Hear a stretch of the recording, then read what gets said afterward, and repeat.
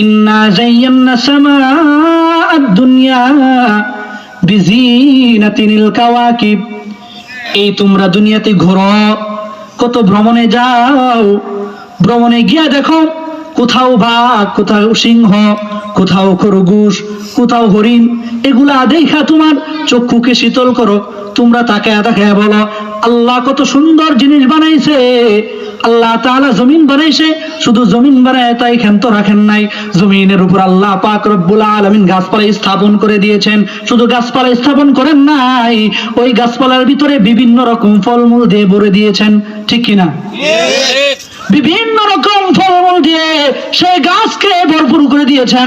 সেই গাছের ফল আমরা খাই, শক্তি অর্জন করি, বিভিন্ন কাজকর্ম করি, আল্লাহ পাকের ইবাদত করি।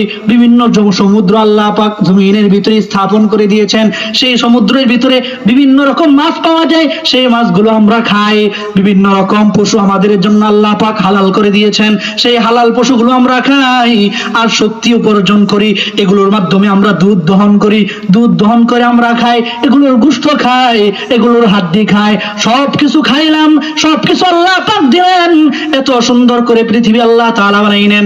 আল্লাহ পাক রব্বুল আলামিন কত সুন্দর করে কোরআনের ভিতরে বললেন ইন্না যায়্যানা সামাআদ দুনিয়া বিজিনাতিল কাওয়াকিব। আমি এই দুনিয়াকে বানাইলাম সুন্দর করে, সুসজ্জিত করে দুনিয়াটা বানাইলাম। কিসের জন্য বানাইছি?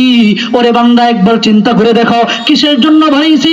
একবার যদি তুমি চিন্তা করে এটা বুঝতে পারো, আল্লাহ পাক রব্বুল আলামিন এই বান্দাকে সুন্দর করার জন্য, এই বান্দাকে দুনিয়াতে নিয়ামত দেওয়ার জন্য, বান্দাকে সুন্দর সুগঠনের অধিকারী করার জন্য এই দুনিয়াকে আল্লাহ পাক সাজাইছেন। তাহলে তুমি শুকরিয়া আদায় করবা।